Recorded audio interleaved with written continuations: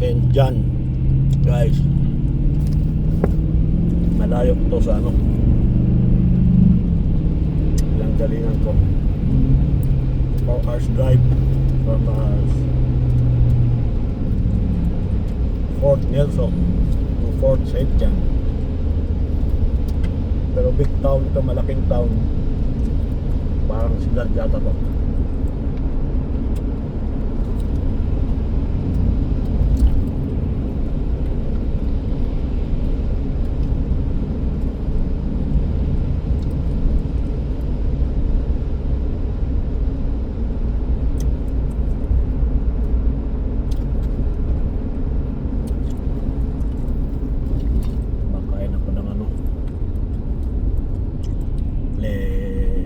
Tawag dito,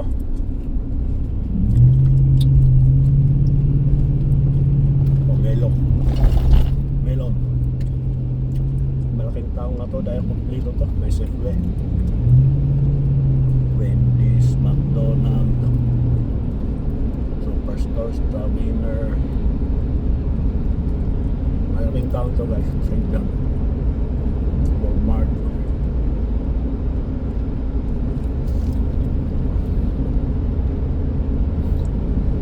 Lang kasi ako pumunta dito guys,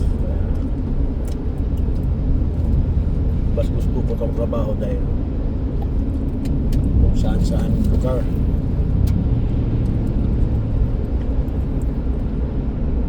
libre yung pagpapasyal.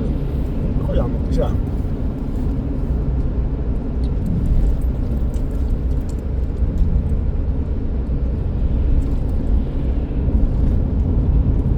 Yung kasama ko dahil naggas ako doon sa bundok, nauna sila, pero andito sila sa sa Petro Canada. Kung saan ako naggas nung pumunta kami dito,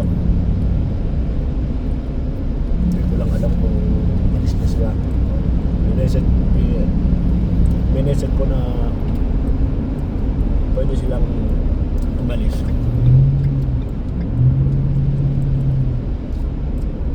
Abutan ko na lang sila sa daan. Maabutan ko.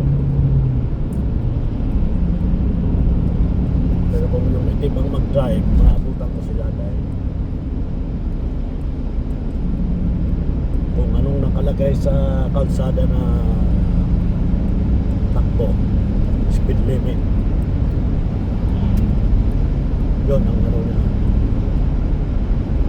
Takot siyang mag-overspeeding doon. Kung 70 talaga o pababa, takot siyang maging 180. Hindi ko alam sa itim na yan. May mga refinery pala dito doon sa gilid. May smoke duct pa sila.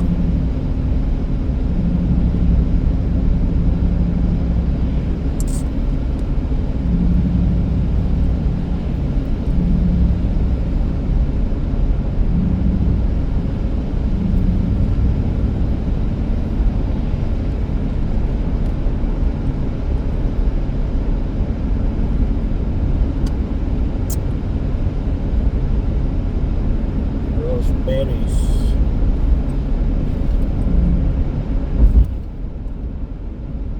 Pero yung team, marami na matagal na nagtrabaho dito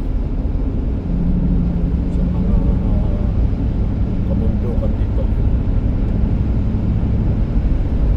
Malaki yung malaki yung refinery dito.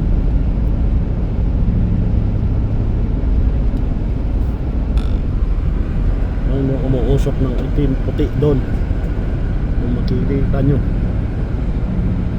refinery yun dahil smoke duct na malaki yun.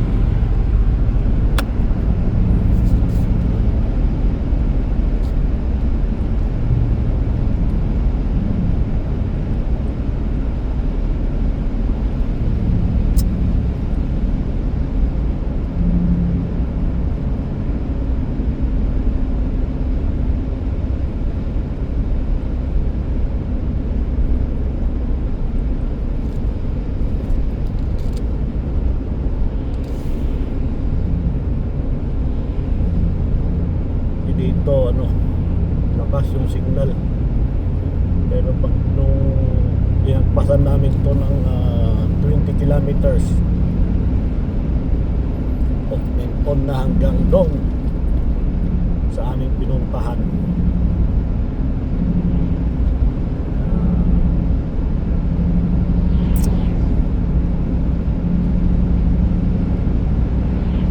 dito. Pero may banda, may ano din dito, tawag dyan, pag lang magpas ka dito mawawala rin ang signal dahil papasok na sa kabundukan din.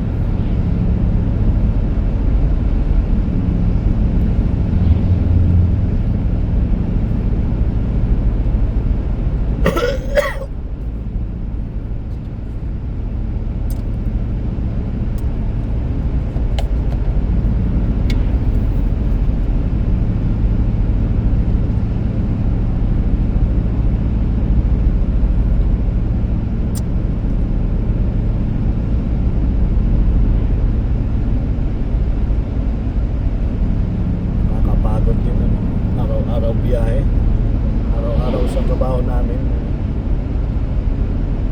1 oras at 40 minutes from hotel to doon sa ano namin, pinagtatrabahuan namin. Ganun din sa pag-uwi.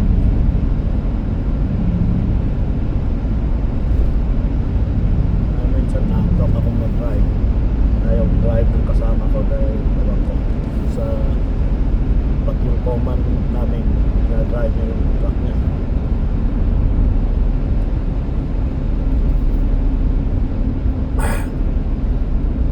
Eh, mahirap din pag walang Pilipino na kasama.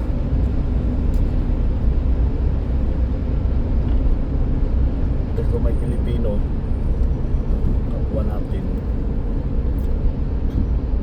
maintindihan na ay pag sinabing mag-drive. Kaya mga ibang lahi wala.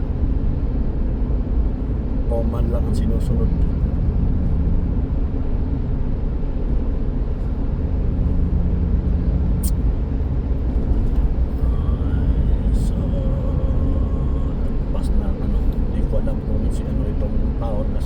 Susunod dito dyan. Grabe ang mag-snow dito guys, tagal matunaw din yung snow mula dito sa ito kasi highway Alaska. Kaya, kahit 1 linggo na ano, hindi snow, init, hindi nalulusaw yung snow.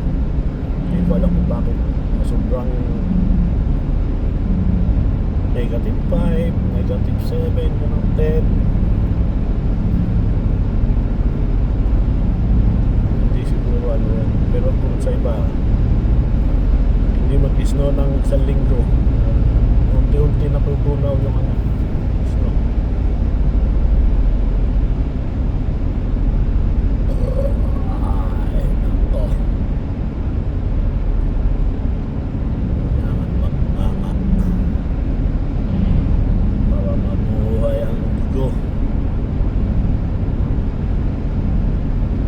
Compact snow slippery section.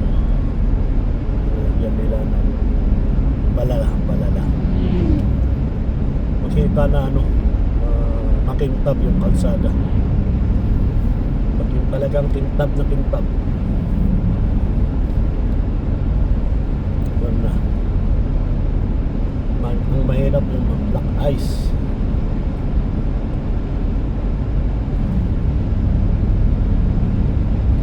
Dala naman akong chain, pero kahit pag nadulas ka, ganun pa rin,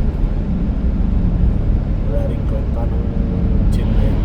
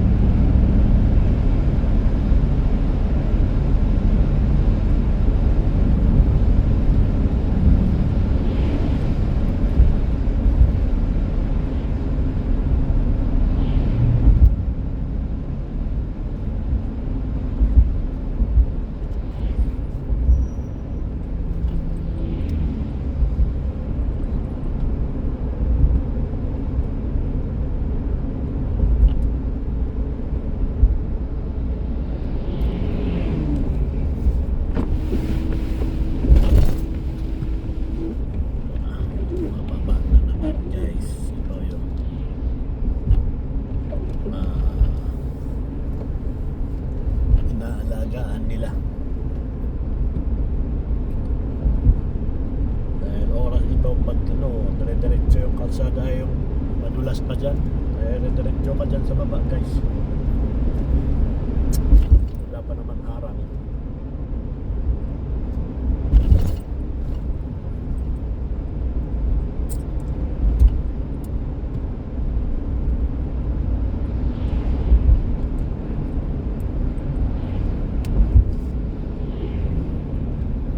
Dito may harang.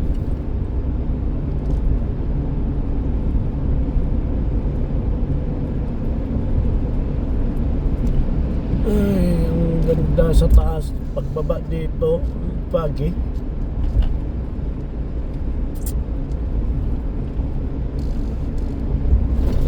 Welcome to Taylor.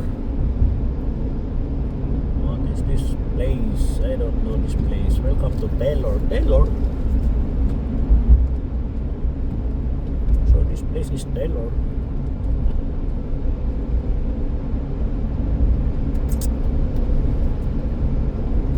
Pagi dito guys. Init sa taas. Mamaya tapos dito pag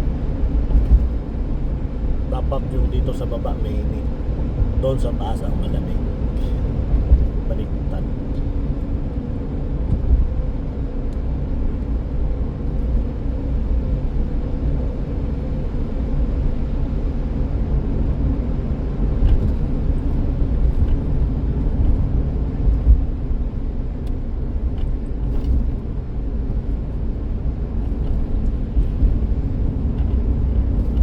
Project dito, ewan ko lang.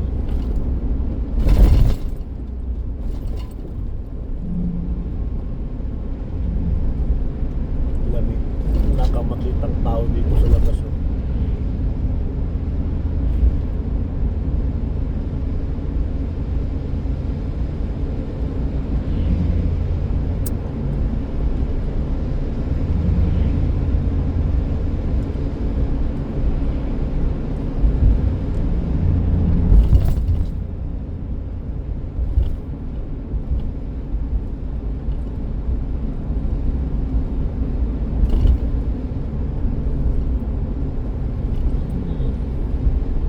May refinery din dito.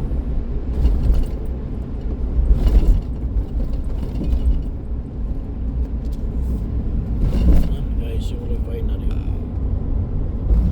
May umuusok. May mga tangke dito.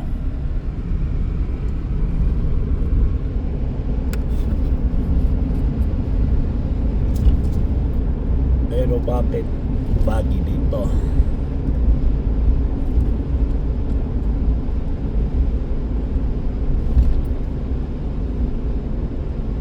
Malaki itong refinery dito.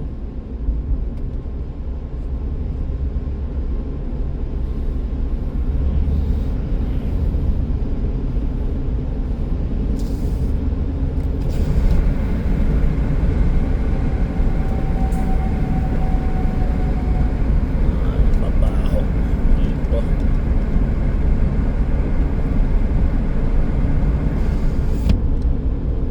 Malaki to guys, malaki na refinery.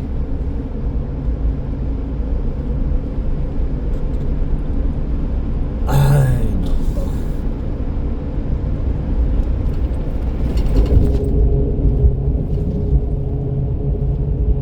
River.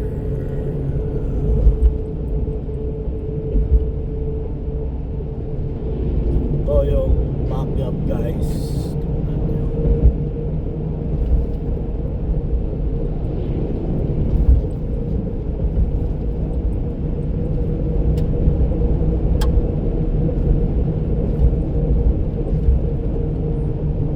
Change map area.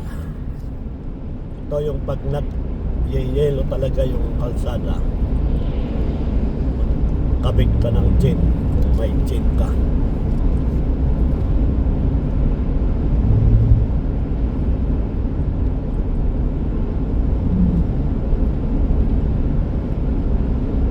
Sino kaya ito? Pulis o what? Pulis nga.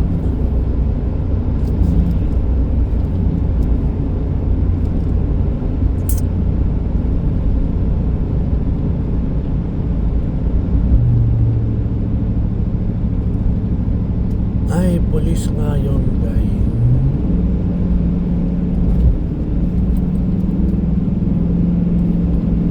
Na hindi naman maximum. Birahin na. Ako mag-iinti.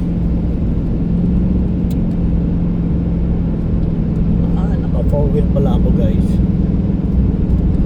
4-wheel ako dahil pababa.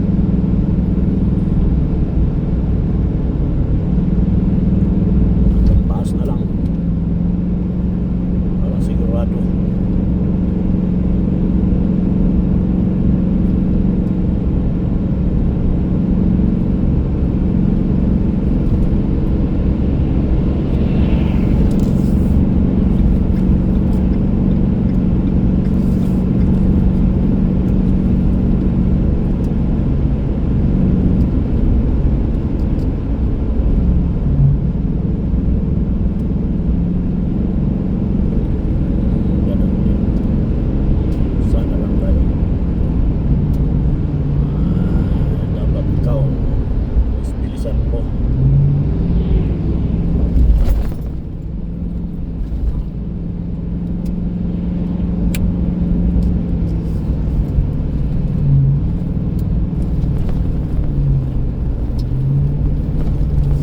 Guys, hanggang dito na lang tayo guys.